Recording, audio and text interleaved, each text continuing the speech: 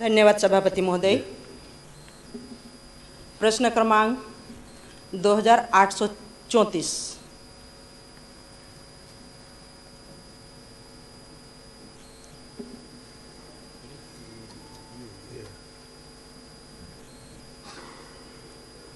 इसकी बात क्या है? अध्यक्ष महोदय, उत्तर पटल पर रखा है जी।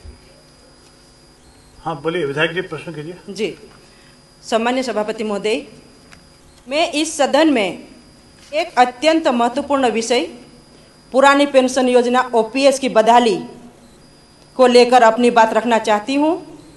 यह विषय हमारे प्रदेश के लाखों सरकारी कर्मचारी की भविष्य की सुरक्षा और सामाजिक न्याय से जुड़ा हुआ है। सन 2005 के पश्चात नियुक्त समस्त सरकारी सेवकों को नई पेंशन योजना एनपीएस के अंतर्गत लाया गया। यह योजना बाजार पर आधारित है और इसमें निश्चित ही लाभ की कोई गारंटी नहीं है। दूसरी ओर पुरानी पेंशन योजना कर्मचारियों को आजीवन सुनिश्चित मासिक पेंशन प्रदान करती थी, जो कि उनकी सेवा के वर्षों और अंतिम वेतन पर आधारित होती थी। माननीय उप मुख्यमंत्री महोदय, मेरे पूछे गए प्रश्न क्रमांक 2834 के संदर्भ में उत्तर में कहा है कि सरकार के पास इस समय पुरानी पेंशन योजना की बहाली पर कोई प्रस्ताव विचाराधीन नहीं है।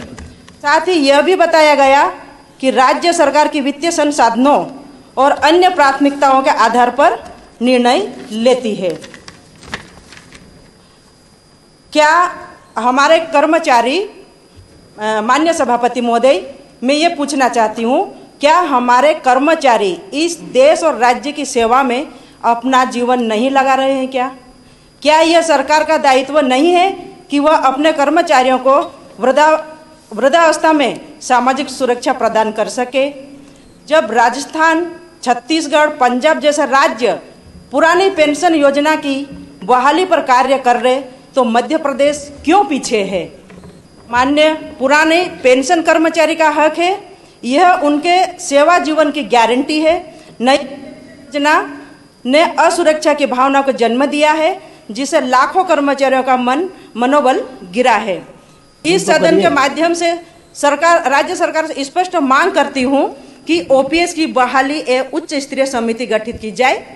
और पूरक प्रश्न मेरा इस प्रकार है कि माननीय मंत्री महोदय, क्या ओल्ड पेंशन लागू की जाएगी या नहीं? माननीय मंत्री जी। माननीय अध्यक्ष महोदय, यह उत्तर में बिल्कुल स्पष्ट है कि वर्तमान में ऐसा कोई प्रस्ताव विचाराधीन नहीं है। विषय है, कर्मचारी से जुड़ा हुआ है, इसमें सरकार को विचार करना चाहिए। और जो एमपीएस में काफी नुकसान कर्मचारियों को हो रहा है, तो ओपीएस लागू होना चाहिए मध्य प्रदेश में, क्योंकि बाकी राज्यों में लागू है। एक कमेटी गठित हो जाए साहब, और इनके ऊपर कृपा हो जाए सरकार की। गंगा सज्जन सिंह उइके।